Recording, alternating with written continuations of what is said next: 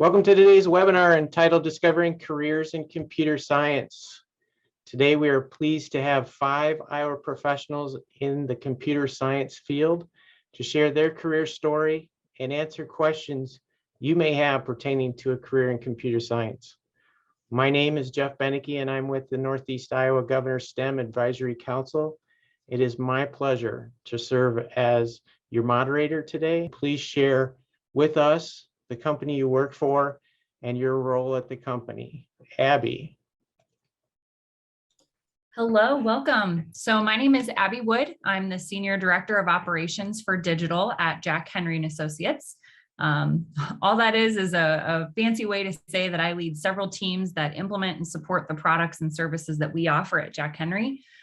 Jack Henry is a financial technology company, and we work very specifically with community banks and credit unions to deliver the technology that we offer, and they use that to run basically their business inside of a financial institution. So the business unit that I'm a part of, we are responsible for all of the digital facing products. So that's things, like the marketing website that you would visit to log into online banking, mobile banking, etc.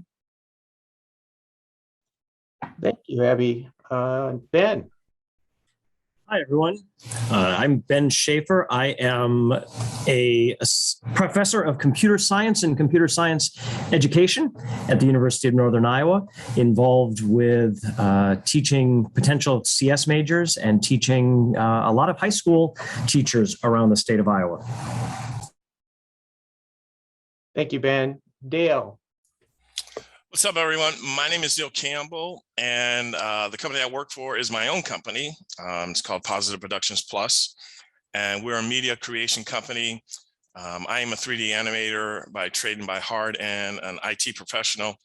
And so we do everything from virtual reality to augmented reality, 3D animation, videography, all the things that we use and that other people that we work with also use. Thank you, Dale. Howard.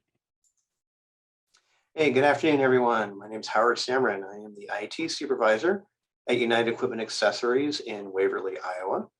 We are a small manufacturing company located here in north central Iowa, depending on how you look at things. The company I work for, we manufacture devices that transmit power from a fixed point through a 360-degree rotation. These devices are used in wind turbines, agriculture equipment, carousels, car washes, utility trucks, anywhere we need to transmit power through a rotation. I manage a department of 3 IT professionals, and it's my honor to be with you today. Thank you, Howard. Tara.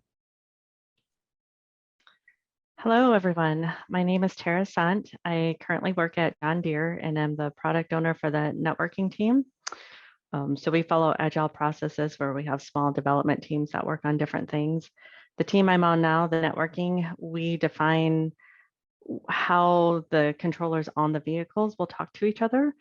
Our primary communication network right now is CAN, Communication Controller Area Network. So we help people set up the network, get it set up on their embedded controllers, and help troubleshoot issues if they're reported. Like if it's not working, messages are being dropped or something like that.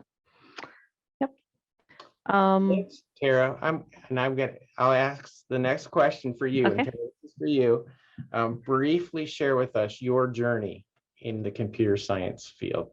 Sure. How did you get into computer science? So I did not go to college directly from high school. I had quite a gap in between, and I knew I wanted to go to college, but I didn't know exactly what I wanted to do. And I had a couple of friends who did computer science and were doing different things, and it seemed pretty fun and exciting. So I thought that sounds like a good deal to me. Thanks, Tara. Howard, same question. This is for the entire group. So Howard, same question. Well, mine is really an accidental career. When I was going to school, I had no intentions of being in computer science or IT. And if it hadn't been for my college roommate, I would have flunked basic programming language because I just could not comprehend it. My education is actually in printing management, running a printing company. However, through a series of events and thankfully with 3 managers that saw potential in me that I didn't see, and through a series of projects, I found my passion with programming and computer technology, and one thing led to another, and here I am today. Thank you, Howard. Dale. Mine is kind of an odd one too. My dad was in the Air Force and was a systems analyst and a programmer. So I kind of grew up around it. It wasn't by choice. In fact, by choice, I wanted not to do with it, nothing to do with it. I went into music. And then from music, of course, it went into computers and digital content and recording and producing albums. And then a friend of mine asked me if I would come and work for the IT department he was with doing digital recording on servers. I'm like, yeah, why not? So I did. And one thing led to another. Later on in life, I started getting into cartoons. I love cartoons and comic books. I'm an old man that has a young brain and hasn't figured it out yet. So I still watch cartoons. I miss Saturday morning cartoons.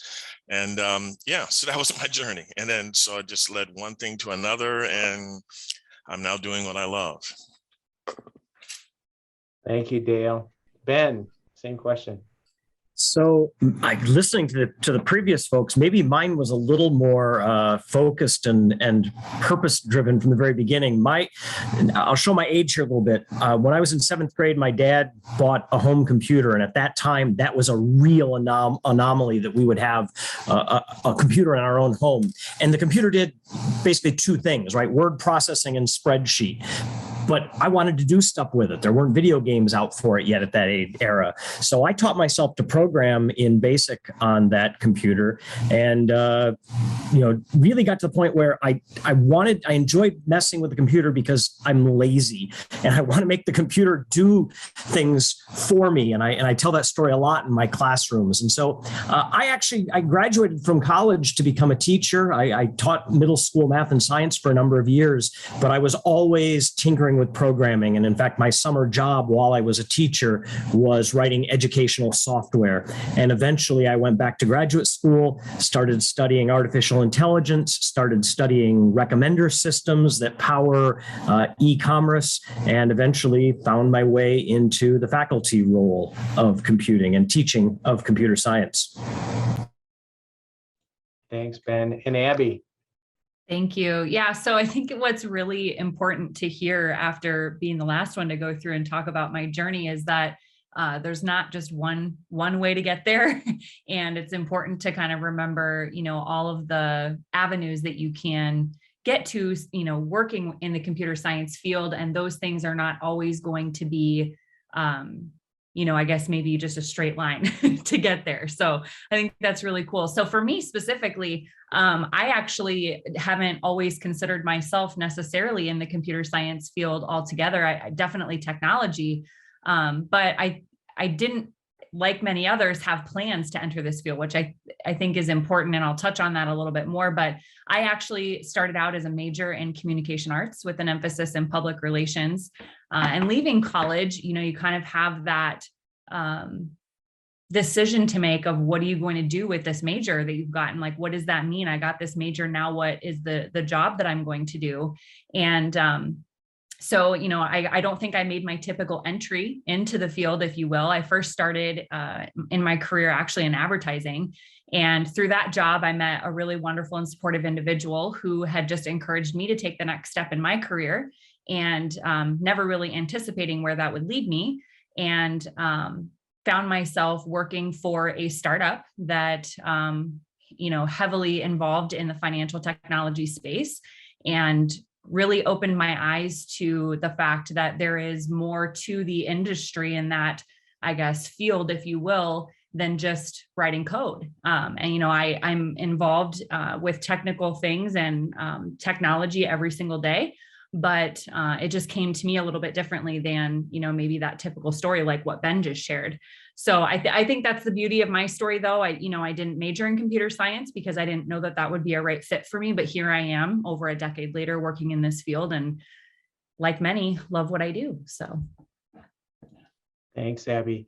And just as a reminder, if you have any questions please put them in the Q&A box down below, and we'd be happy to answer those for you. This question is for Ben and Abby. I'll ask it for Ben first. What are the job opportunities in the computer science field? It's a great question. And you've already sort of heard a number of really diverse answers, right? You've got 5 panelists here who all do computer science in some way, but are doing it in very, very different ways. My job is very different from the job that most of the other panelists do, because of course I'm working with students. But what that does is give me an opportunity to go back and look at what are our graduates doing. So I was looking at, when I look at the folks who graduated in computer science from our department in the last decade, what are they doing? First and foremost, a lot of programming. Almost all of them would call themselves a programmer of some sort. Now, not maybe the way you think about a programmer, not somebody who sits in a cubicle and does nothing but write code all day. Very few of our graduates do that, but most of them are applying programming and applying code writing to a whole variety of things. They're doing data analytics, right? That's one of the big jobs that students are finding these days is looking at vast amounts of data to try to find out, how do we apply that data to solve new problems? How do we apply that data to discover things that we didn't know were problems but need to be solved? Security, system security. So we've got a number of our graduates who are working to secure networks at large companies to prevent data breaches, to prevent cyber attacks. We've got business owners. A number of our graduates, like several of the panelists here, talk about, went out and created their own companies, oftentimes with a very technical underpinning, something that they're doing to really work on, using their skills, but they're creating web markets. They're creating websites that link people together, and a lot of content developers. So really very similar to what Dale was talking about, a lot of folks who are using their computer backgrounds to generate games, to generate websites and tools for other companies, to create video. So a whole variety of things that I think that students can get involved with that often use the computer and programming as an underlying tool, but are connecting it to just a whole host of interests. Thanks, Ben. Abby. Yeah, so I think the first one that came to my mind, just because it's relative to my family, is my sister. She's a cybersecurity threat analyst, so kind of along the same lines of one of the roles that Ben was talking to. And what she does with her, role is essentially monitoring kind of the inbound to the company that she works for, and making sure that she's intervening if there are threats, or there's all kinds of security vulnerabilities out there that you have to be on the lookout for. And so her job is just to watch that and to see that all kind of come to fruition and try to protect the company. Engineering jobs. So maybe I'll speak a little bit more specifically to Jack Henry and the jobs that are within our company. Engineering jobs are going to span, many different programming languages, whether you're writing in Scala or JavaScript. Those are just programming languages that can be learned and then, put to practice in the real world. You could be a services engineer specifically, which, would, I guess, span multiple different programming languages. And those services then power the UI that another engineer, another UI UX engineer may build. A little bit, about what Tara was talking to. But for us, with applications, with apps that end users are using, like Instagram, Facebook, things like that, there's someone who's going to be kind of behind the scenes with the services, and then a UI or a UX engineer. Even less specific to a programming language, you can still work in technology and be the designer that mocks up those user experiences that an engineer would then write code for. So I think that is a cool avenue to think about, that you can be the designer that's kind of working in that space. A product manager or a business analyst even, that's doing the research about the different product requirements to help define the best path for the design and engineering teams to go through.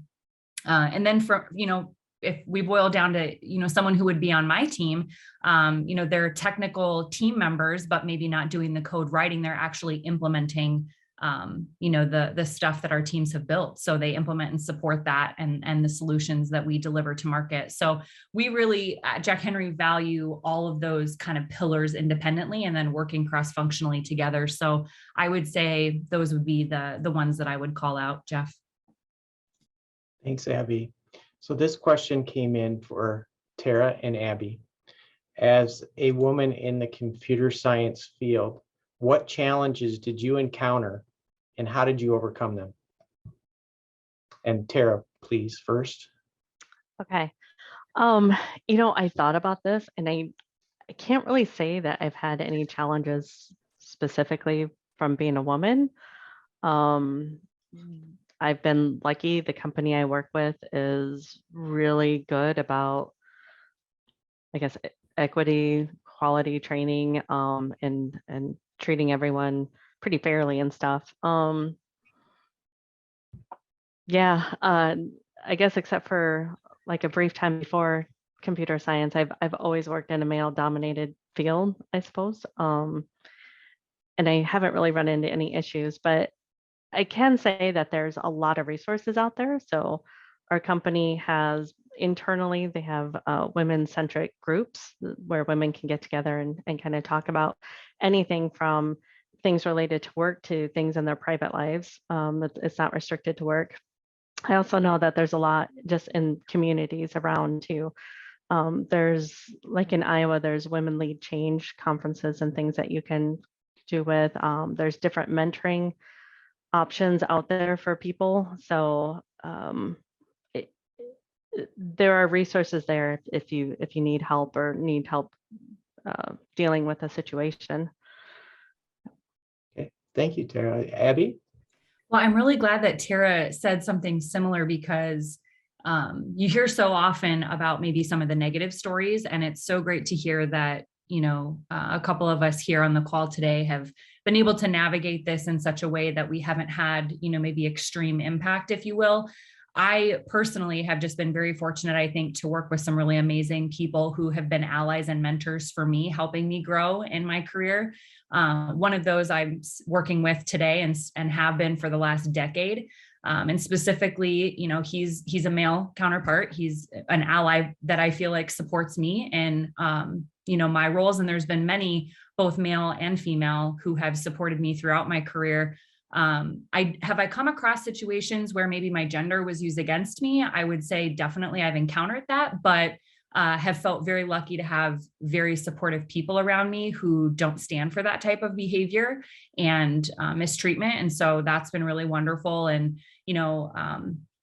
just like Tara said, there are a lot of networking opportunities and ways to become engaged, not just with other women, but with other men who are supportive of women in our community, as well as just, even outside of our community. And so I think, one piece of recommendation or advice that I would have if, there's anyone on the line in that kind of fearful of that would just be to yourself be an advocate, early on, whether you're a male or a female, having that equity and inclusion there as a part of the basis of which you operate is really going to just continue to, I guess, spread that awareness and positivity, throughout the industry in general.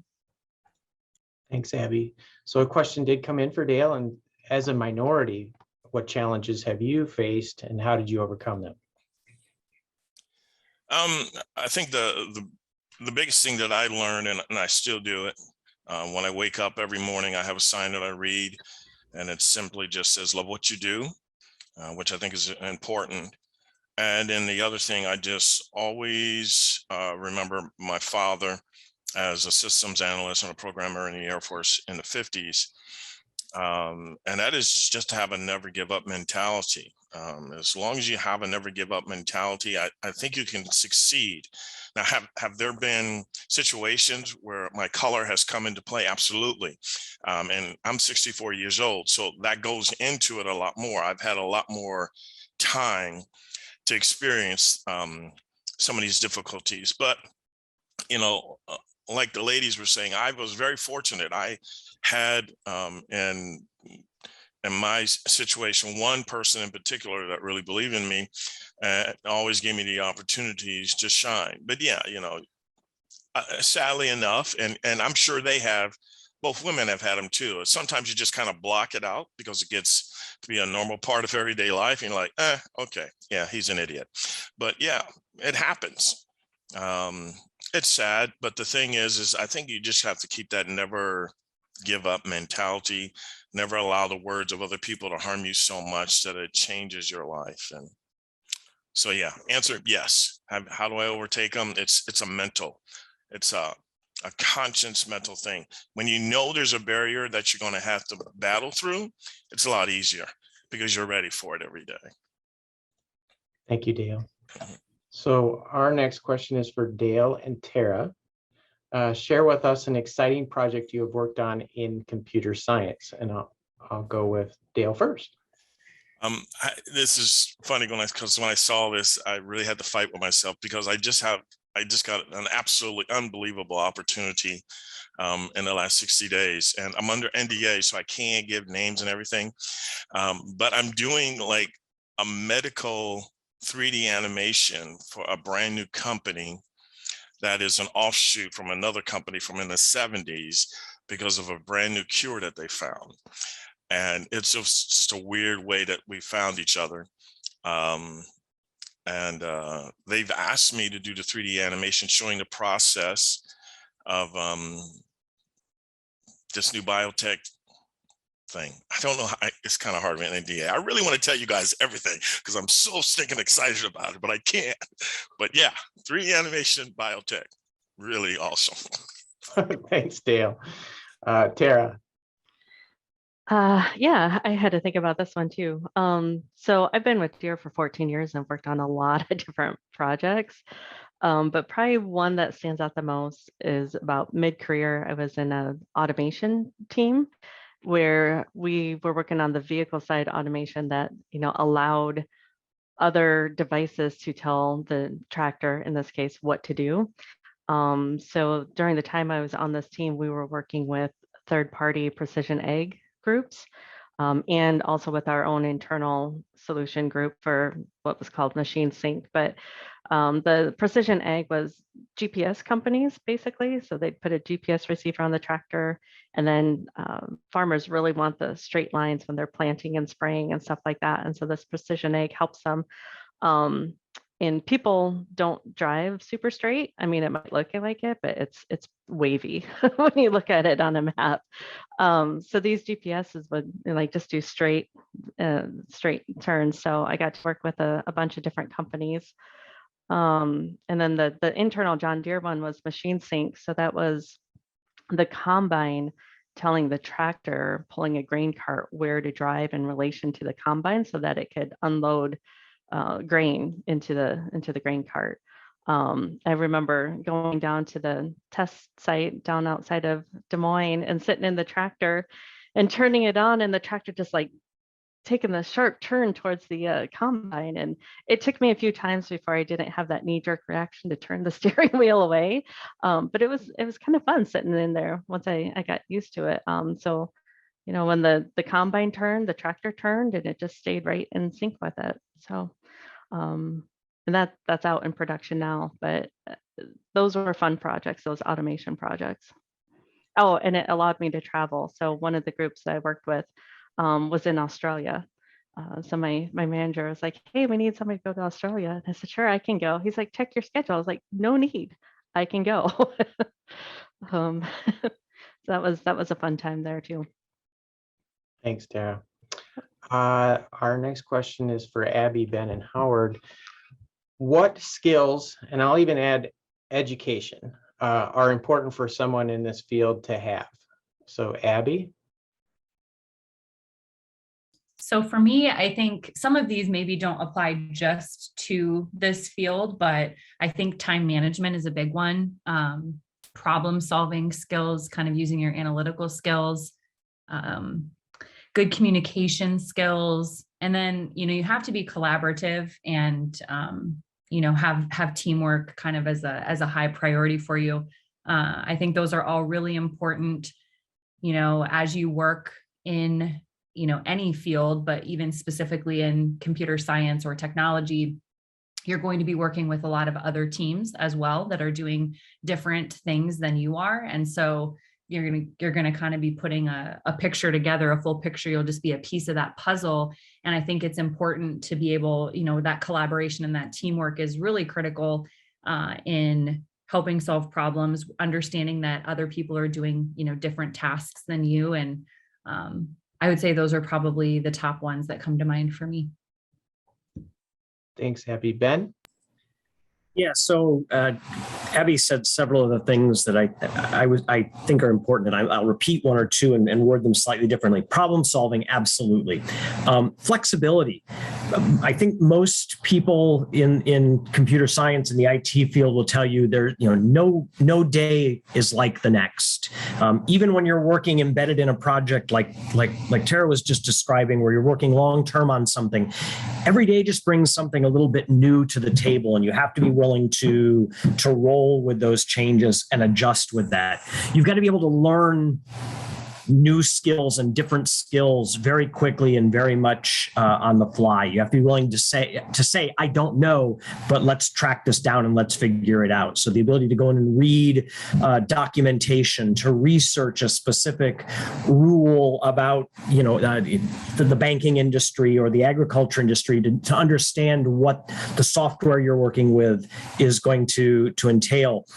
And I think the last one that I really want to emphasize is a willingness, an acceptance of being able to fail. Because in IT, you will fail.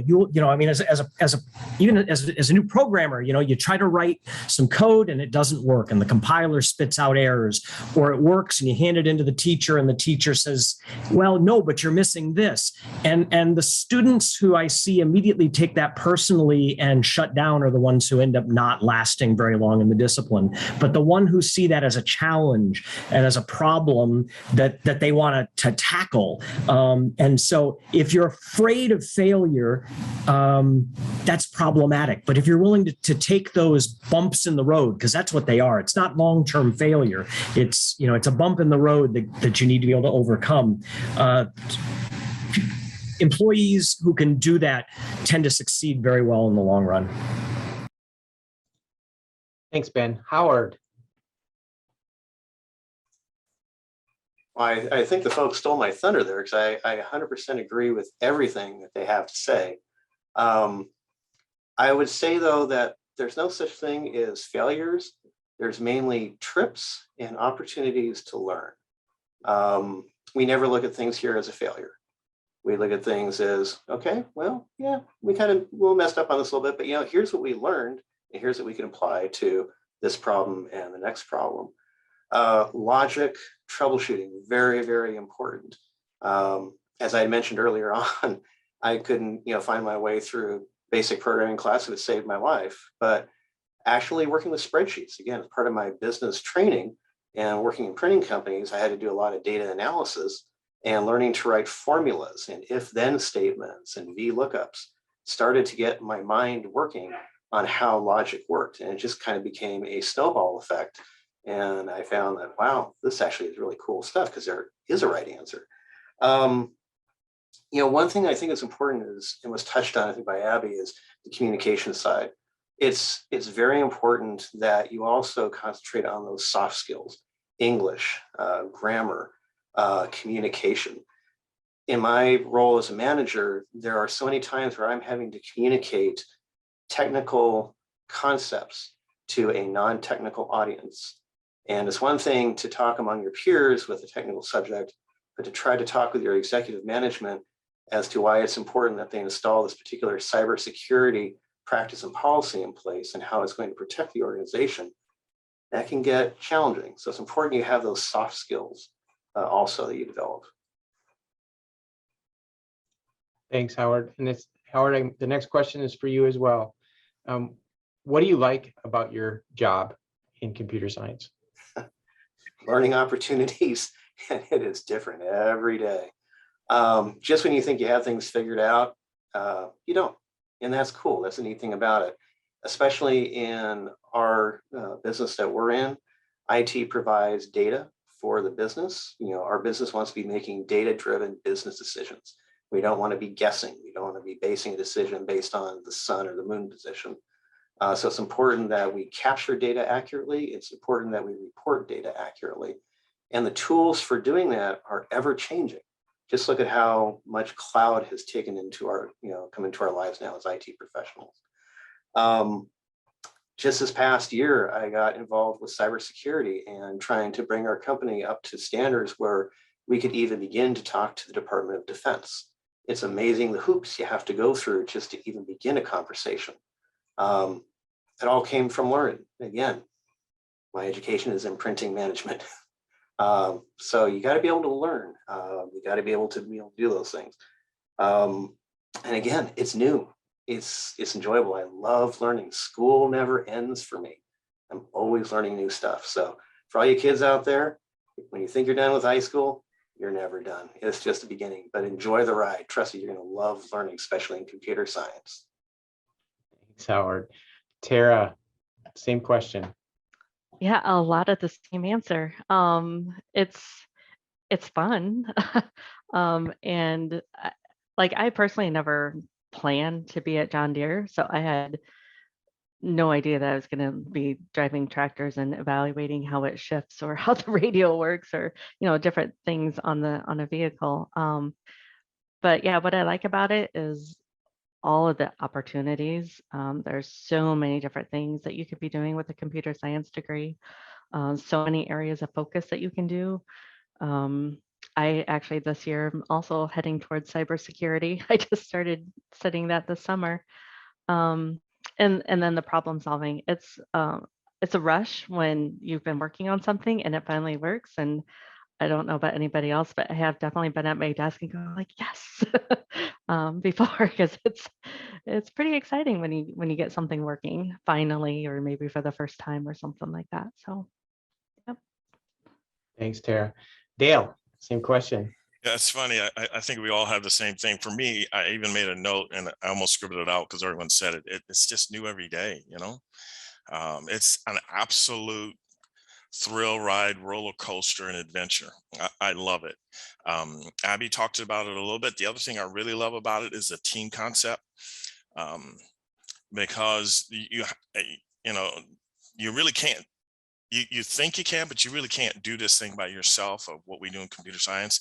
It takes a team, and it takes a well-oiled, hard-working team, to be honest with you, to make it happen. So I love that part of it. And as a person of color and to any young people and young women out there, it really is a wide open area now. And I really, really, really would encourage you to explore it a whole lot further and don't allow lies that you've been told in the past that you can't do it to influence you in any way, because I guess I'm going to tell you, you can, because I believe it was Howard or Ben that talked about it. It's learned, and all you got to do, it may be hard at first getting the basics. I hated basic programming. I still hate programming, but soon you find that one area like in VR, which I love, and you have to program in it, and it changes everything, because you're like, yeah, this I like, so I'll learn to program, and you punch through it. And yeah, the adventure, it's like new every morning. I love it. Thanks, Dale. Now I'm going to ask some questions that have come in, and this pertains in one of the responses is probably say don't take programming, but for students that are in high school or junior high, what kind of courses or experiences do you recommend these students take or participate in? And I'll do alphabetical again. I'll go with Abby. I'll start with Abby. Oh man, the one that's not a computer scientist. Sorry. No, that's fine.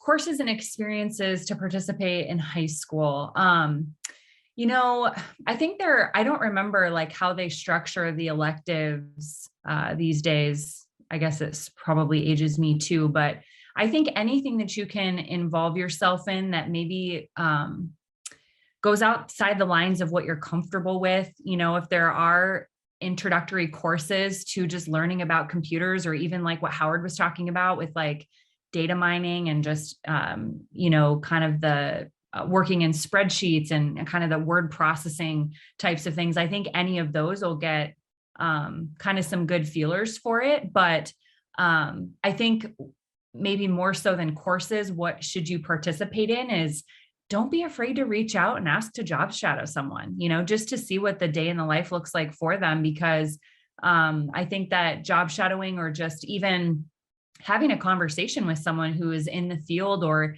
in a specific type of field, you've heard from a lot of us here, and we all kind of work in these different pockets within the technology industry. And I think that's super valuable for you just to get a feel for, okay, what would be like a real day look like, or what types of things do you work on, when you have, XYZ career. So I think that getting involved outside of the classroom would maybe be my best recommendation after all that rambling. I don't know. Hopefully that made sense. Thanks, Abby. Ben, same question. Yeah. So, I'm probably the most academic of the group, right? So I taking it academically, if you've got an opportunity to take an intro to programming class, take it. I think that while there's an awful lot of computer science that is not programming, you are better at whatever you do if you know how to program. And as Dale said, it's not always easy. And sometimes you have to do it 2 or 3 times until you find that example, that thing that you go, okay, now I know why I want to know how to program, because I want to be able to do that. And so get yourself an opportunity to do some of that. Learn, if you can, take a class that teaches you just a little bit about a lot around the computer. So learn to come up with a conceptual model for how the computer works. What works, starting all the way down at bits and bytes in memory and working your way through operating systems and networkings and databases and AI. And I'm not talking about become proficient. I'm just saying every time you learn a little bit, you build a little bit different model. And the next time you take that next class, everything fits together just a little bit better. But I also think I have to emphasize what Abby was just talking about, which is I think a lot of the experiences that will benefit you in the discipline of computing are experiences that aren't in the classroom of computing. The story I'll give is when I went to graduate school in computer science, I got brought into a research group of 6 people, all of whom got brought in specifically because we weren't hardcore computer scientists, but we all had backgrounds in something else. In my situation, it was because I was a math and science teacher, but we all had backgrounds in something where we had started to use the computer. And I think you really set yourself up well for the future if you're learning lots of things and thinking about the computer not as its own silo, its own discipline, but as a tool for all these other things. And so I'm loving hearing, again, the diverse backgrounds of this group, because we're all using the computer as a tool in very different ways. Thanks, Ben. I'm going to go back to Dale with this question as well. I agree. I think I'm going to add something else just because of who I am. I did a lot of summer school as a kid, going back to what Abby was saying, because it was the only way I could find those extra things that were fun and that I wasn't told you have to do, but there were the things you said, would you like to do? So I would encourage anything that has the word computer or arts in it to try it. Just do a one-on-one class, do an introduction to or whatever. Because like Ben was saying, and I think Abby was saying it too, as you expand out into these other areas, you begin to get a better idea of what it is you really like. When I was doing all these things in computers and building servers and all this stuff, and then watching and going to Comic-Cons. Yes, I go to Comic-Cons. Even still, I love them. They're the best. Computer science people are everywhere there, because it's the arts and the science coming together. So just don't go and say, I want to do this. Say, I'm going to explore what I want to do and see what you can add to that. Because the thing that I'm really stoked about now, and I'm involved in internationally with some international stuff, is like virtual reality. Yeah, Ready Player One. No, we're not going to go there. But yeah, just don't keep yourself in a box. Be wide open to anything that's out there. Thanks, Dale. Howard or Tara, is there anything to add? Otherwise, my question is, the next question is for the two of you. Well, I would say, I think it's pretty well been covered. Just be curious, try things. Don't be afraid to learn, especially in high school. In your early years, you have a safety net of your parents, your teachers, your counselors. Follow on them. Talk to them. Find somebody that you can confide in. Any one of us here will give you the straight scoop. We'll tell you the way it is. But there are so many paths that which you can go in computer science. It's just finding that right path for you, and that's the neat thing. Some people like chocolate, some people like vanilla. I personally like Rocky Road, but what can I say?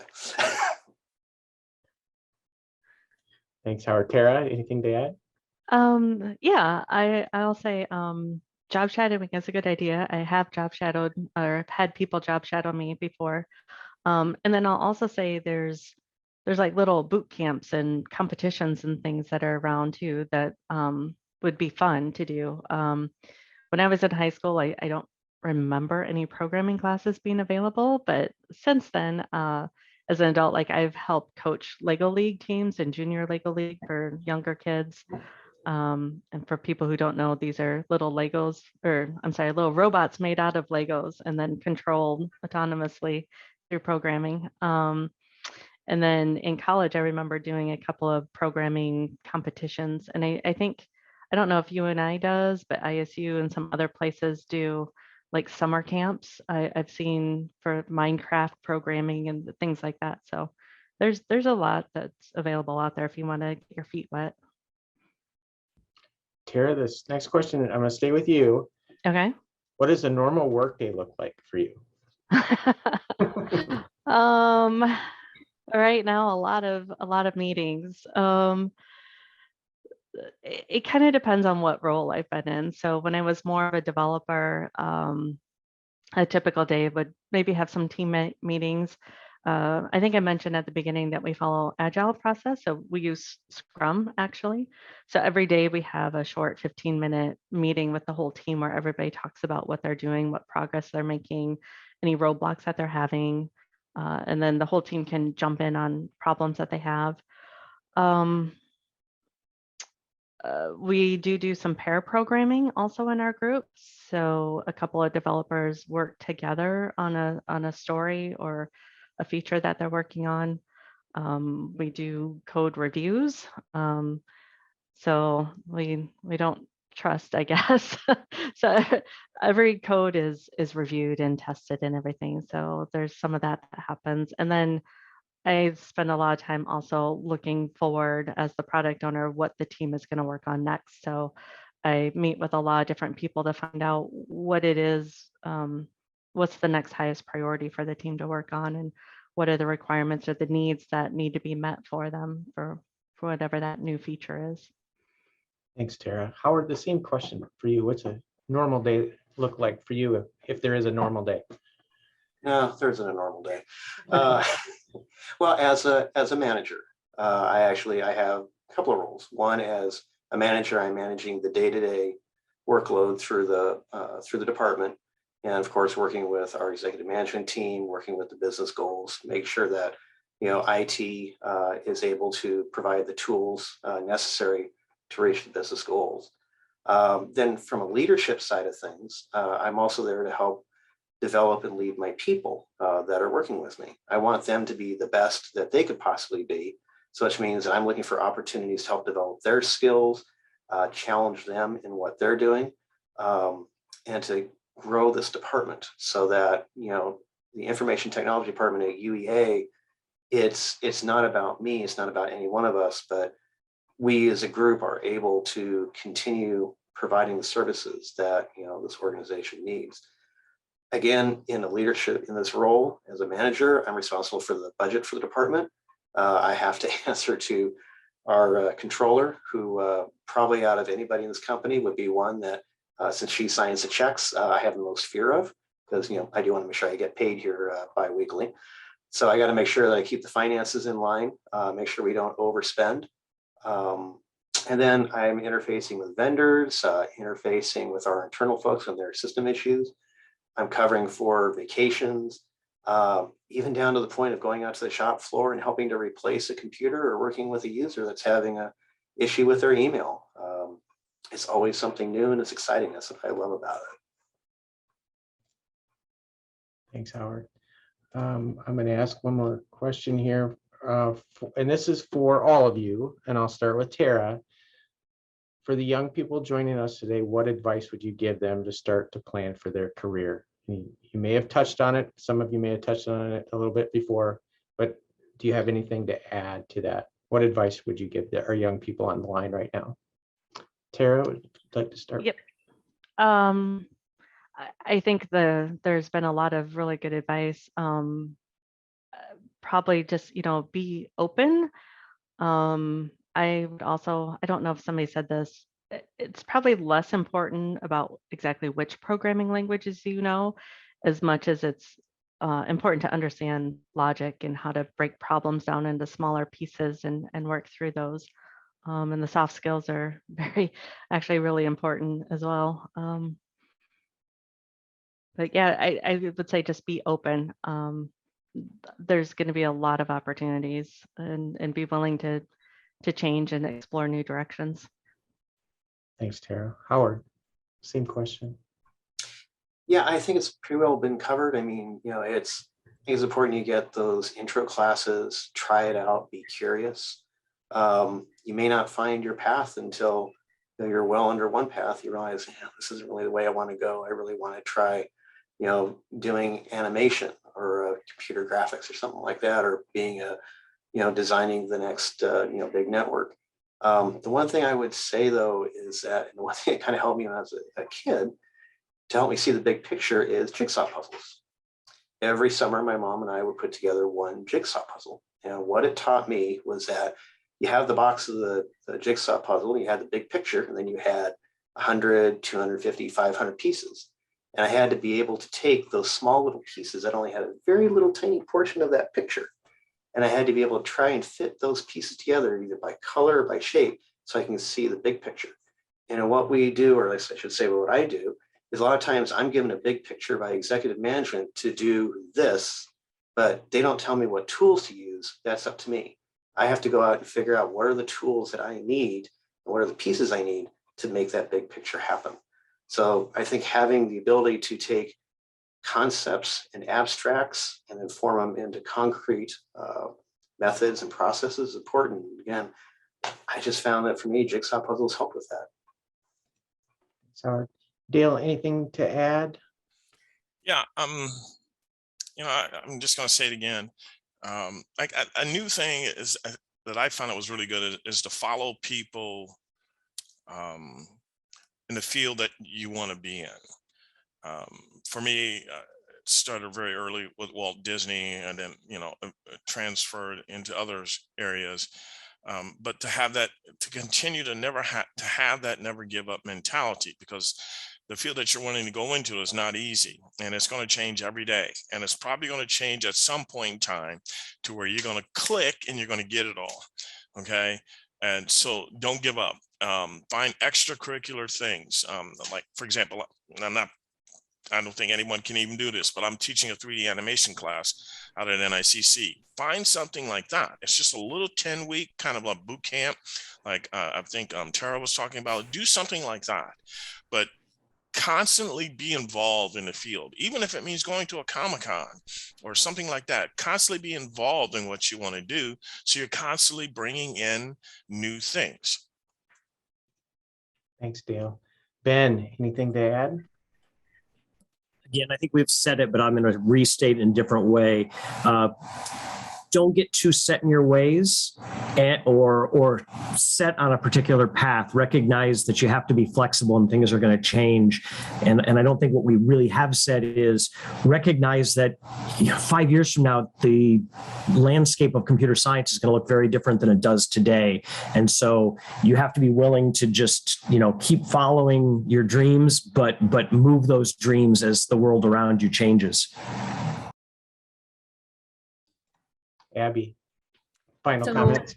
Yeah, yep. Final comments from me. My advice would be, and we talked about this in a couple of different ways through a few of the different questions that I just wanted to hit home a couple of points. One, be a learner. You're constantly, the industry is constantly changing. And it's very exciting, just as all of us have talked about, but never stop learning. And that is going to help propel you forward. If you just try to take what you once learned and make that your only application into whatever industry or niche you find yourself in, it won't serve you well. So just make sure that you're continuing your learning and that you are just consuming information, in all of these different places. And then the last thing I would say, which is something that it's something that I've held on to through some of the mentors that I've worked with. I was, just as a very quick aside story, in college, I was taking design courses as a part of my public relations major. My emphasis was in public relations and I didn't like it. And I went to one of my mentors and I just said, I feel like I'm in the wrong field, right? So you've heard some of us talk about that. Like if I feel like I'm failing, I feel like I'm in the wrong field. And this person told me, just because you don't know what it is that you do want to do doesn't mean, that you can't learn from these things that you don't want to do. You're going to learn just as much by finding that out. But then kind of fast forward in my role, I may not be the great designer, but I know what it takes to be that by those experiences that I've had. And so you just have this different level of respect for those who do such a great job, and that how hard that is, or what kind of work goes into being a great designer. And so it's just as important to know what you don't like doing as it is to know what you do like doing. Thanks, Abby. So this question just came in, and this I think is an easy response, but I think most of you are more in an urban area. What opportunities do people have in computer science if they don't want to live in a big city? And I'll go with Abby again, if you'd like. Sure. Yeah, so I would say it kind of ties into one of the other questions we got. So maybe I'll tie those two together if you don't mind, Jeff. Somebody had asked about COVID and how your education and trainings had helped you deal, essentially with that in this environment. I think that in the current world that we live in, we've seen very much so that we've had to be remote. We're all on a computer screen together today. So I think that if you don't want to necessarily live in a big city, you don't have to. And I think that the last couple of years have for sure proven that. I think we've always had, remote opportunities, but if you're not wanting to live in a big city, well, for the first thing I would say is that I don't know if you consider the Cedar Valley a big city, but there are so many opportunities right here in your own backyard. And I think that that's really wonderful. And I think that the remote nature that COVID has brought to so many industries that never had to be have really kind of pushed that forward.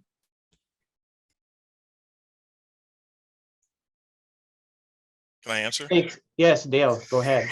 I just want to say, make your own opportunities. I'm in Dubuque, Iowa, and everyone is really fascinated by what I do, but has no idea about it, So I can say where I'm at, right? Yeah, that's fine. Okay. I wasn't sure about your face. Okay. So make your own opportunities. Don't allow where you live or don't live drive your career. Like, for example, I work with a lot of people in Croatia and Australia. I'll never see them except with their avatar, or if they happen to show me their face, but I pay them and they do work for me, and it's great. So don't allow anything. I can't emphasize this enough. And I know this is the black man in me coming out. Don't allow anything to limit what you want to do. Okay. Because you can do it. You just got to figure out how to do it. Okay. I'll shut up. Thanks, Dale. Does anybody else have anything to add? If you have internet access, you can work for anybody from anywhere. And I'm not trying to override Dale's comment at all about make it for yourself. I love that. But again, I've got friends and colleagues who are working hours, if not time zones, away from their home office. If you've got internet access, you can be an IT professional just about anywhere. Thanks, Ben. Howard. Yeah, I think the one thing that COVID has taught us is that it's really realigned the workplace. And for quite a few months, our office staff consisted of one on site, and that was just to support manufacturing. Everybody was remote. And the big fear was that, is business going to stop? It didn't. Thanks to Teams and, web meetings, that business continued. We all did our thing. And if there's a role you really want, something you really want to do, talk, negotiate, make it happen.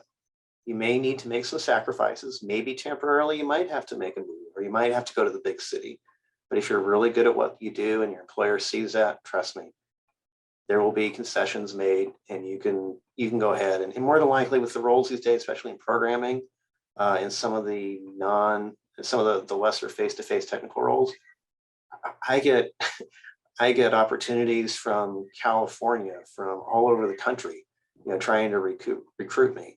And they're all virtual these days. But to also be said, though, there is something about being on site part of the time. So one of the issues we've run into here is that with COVID, we also lost some of our company culture, just because we were all disfractured, and it's taken a little while to get that cohesiveness back together by us being all together again. So there's something about having some face-to-face time also. Thanks, Howard. Tara, do you have anything to add? Sure. With COVID, we've definitely done a lot more remote work with Deer, but even before that, we worked remotely in a lot of cases. So Deer we have offices around the world and around the U.S. So there's here in Iowa. I've worked with factories in Augusta. There's test sites in different locations. We have people in Mexico, people in Pune, India, people in Germany. So even before we started working from home remotely, I was still kind of working remotely in the office, I guess, right? Because I was meeting with people from all over. So it says, Ben said, you have an internet connection and you, depending on your job, I guess, but you should be able to do quite a few things remotely. Thanks, Tara. For those that are involved in coding language, what's your favorite coding language? That was a question that was asked. I don't have one, but yeah. No, Yeah. C++, I guess. That's about it. For me, it would be, since we do a lot of database work, it would be T-SQL and SQL itself. I'm really partial to Python. So it's across the board. Is there anyone else? Yeah, we do a lot of C, C++. We do some scripting in Python, taking over from, there's a big push to move our stuff from Perl to Python, because that wasn't fun. But what I remember from school was my favorite one, for no particular reason than it was fun, was Scheme, just because it was so different and fun. Okay. For Tara mentioned Agile and Scrum, Agile Scrum. Does anyone else work with Agile or Scrum? Or has anyone else worked with Agile or Scrum? Pieces of, we kind of blend a lot of the methodologies and don't necessarily stick just strictly to one. All right. We don't either. Okay. We are at 2 o'clock. So I'm going to go one last question to everyone. Tara, do you have any final comments for the group? And you can pass if you like. We've had a great discussion today, so feel free to pass if you'd like. Yeah, just stay curious. It's a wide open field. Okay, thank you. Howard, same. Yeah, I would say try it out, be curious. You'll find your path. It may come when you least expect it, but I think the more things you try, you take out for a test drive, as it were, I think you'll have a better insight as to where your fit really is within the computer science realm. And there's, as you've seen today, there are so many opportunities, besides coding and writing programs within the computer science field. So enjoy it, be curious, ask for help, find a mentor, find somebody you can confide in, and you guys will do great. And thank you for this opportunity. Thank you, Howard. Dale, any final comments?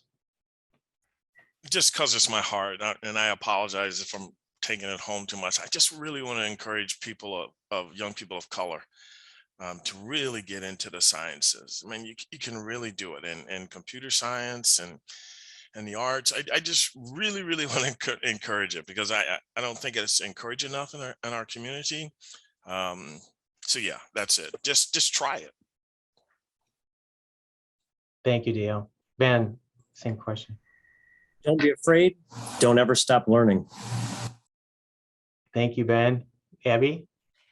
I would just say, Dale, you're not hitting, I love that you're hitting it home. It's not a bad thing at all. And I would say the same for women. Get involved in technology. And also just, back to, I guess I'm just going to be the biggest advocate for this, but there are so many opportunities in this field that, aren't just writing code. And so I think that that's really important to know, and to know that you can, find that path. So I guess that's what I would say. And thank you so much for this opportunity to be with you today. Thank you, Abby. Thank you to our panel. Awesome. Great job today.